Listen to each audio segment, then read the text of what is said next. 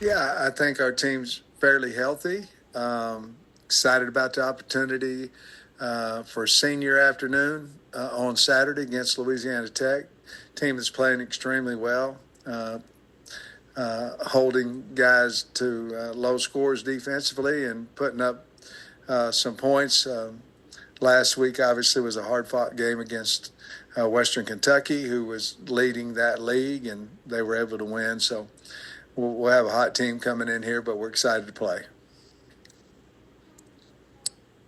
First up, Coach, we have Tom Murphy of the Arkansas Democrat-Gazette. Hey, Sam, I got to looking at their quarterback, Bullock's numbers a little deeper after Monday, and I know they didn't pass it a lot in the last game, but he's got some really nice numbers, good efficiency, and he's 6'5". I wonder what you think specifically about facing him. Yeah, I think he's grown. You know, he's a redshirt freshman. I think he's really grown as the years continue to move on. He's polished back there. He doesn't play like a young guy. Obviously, he started now. This will be, I think, his 8th start coming in here, and but he's very accurate. Got a strong arm, and they do with him what they need to win.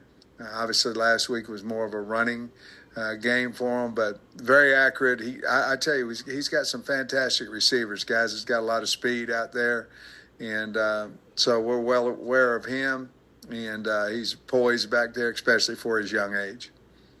Yeah, we were talking to the players last night, and they kind of pointed out how they really wanted to do something for the home fans because it's been a few games since you guys have really shown out for the home fans. I wonder if you're feeling that too, and then is there any pressure involved in winning this game? I think there's pressure every week, to play good football. I still believe we have a really good football team, and if we play up to our standards, we can play with anybody in the country. They're well aware of what happened at UAB, and we've got to play to a standard that's high for us, and hopefully it'll be good enough to win the game. Next, we have Wilson Alexander, the Advocate. Hey, Sam. Good morning. Just curious if the House settlement goes through and you have the 105 limit on your roster and the 85 scholarship limit within that, how would that affect your team? It seems like you guys got quite a few players listed on your roster. Well, I think the first thing is you're going to have to eliminate 15 guys, which none of us, or I don't want to speak for the other coaches, a lot of us didn't want to do.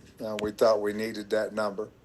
But that's the first thing, which is hard to do because some of these guys' dreams are to play for the University of Arkansas, and so that's just a given. That's going to have to happen. I understand we're going to stay at 85, so you can cut the scholarships up like some other sports have been doing for years. So it's yet to be determined how that will really affect us, but I do know that it's going to affect us as far as two-spotting, some things that we do that we think helps us. I think it's going to take some of that away from us because of wear and tear on the kids, and I think you're going to be very concerned about the limited numbers that we have. We're different than the NFL now. We can't go out and just get a player whenever we lose somebody, and I know their numbers are less than ours, but I think it's going to be something that we're all going to have to decide on how to go about the 105. But part of it will be the helper of that is the ability to cut up scholarships. Certainly, as I said before, I don't believe 105 is enough. You mentioned kind of wear and tear. Does this end up, at least sort of within the season, maybe having the most effect on who's on your scout team, having to play maybe more scholarship guys there than you might have in the past? Well, I think it'll just happen. If they are on scholarship and they are not quite ready. I've had 2 guys that were on scout team for a year that got drafted in the first round when I was the O-line coach. So some guys develop slower than others, some faster than others. But as you look in the bowl systems right now, I mean, guys that aren't in the playoffs, they're having a hard time fielding a football team. And now you take it down an extra 15 guys. It could be a little dicey at that point. Thanks, Sam. Next is Trey Biddy of hogsports.com. Hey, Coach. I was curious about revenue sharing coming to college football, and it looks like the athletic department is going to have about $20.5 million. Have you had any kind of conversations with Hunter Yurachek about like what percentage of that might be allocated to football? And also, how do you manage it, since I guess it takes effect for 25, 26? How do you manage that with the transfer portal at semester and stuff? Yeah, I think certainly I've had that conversation with Hunter. Well, we have to know,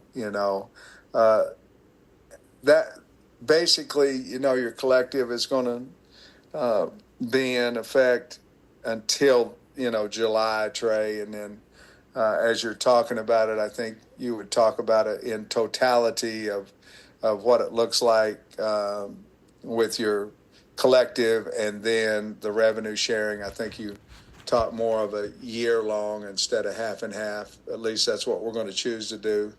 And then obviously you're going to have to stay within a budget, but there was restrictions on that when you were in collective, before revenue sharing as well, because it's not monopoly money. You got to have the money. And so I don't know that it's going to be a whole lot different. Ours is certainly going to go up a lot because what we had in our in our collective, we certainly are going to have more money in revenue sharing. Yeah. You feel like that combined with NIL, in relation, I guess, to your peers, do you feel like you guys are going to have what you need financially to build a championship caliber program next year? I think we're going to have certainly a lot better chance. And, some people are going to take that as I'm making excuses. I'm not. You asked the question. Sure. When you're half the money of your competitors, it makes it very, very difficult to recruit. Yes. Do I think that this will allow us an opportunity to go out and financially recruit with the rest of the teams in the SEC? Absolutely. Were we able to do that in the past 3 years? No. Thanks, Coach. Squeeze in Bob Holt of the Arkansas Democrat-Gazette. Hey, Sam, you got to have a big space to squeeze me through it, but I appreciate it. We'll make room, Bob. I appreciate it. Hey, you mentioned you guys are pretty healthy. On Monday, you talked about Switzer and Russell and Bridges, I think, were three of the guys. If you give an update on them and if they maybe could fit the game plan. Yeah. Bridges is back. Russell is full speed, has been all week, and Switzer is probably doubtful. Okay, well, I appreciate it. Okay, thank you. Coach, thank you for your time today. All right, guys. Thank you.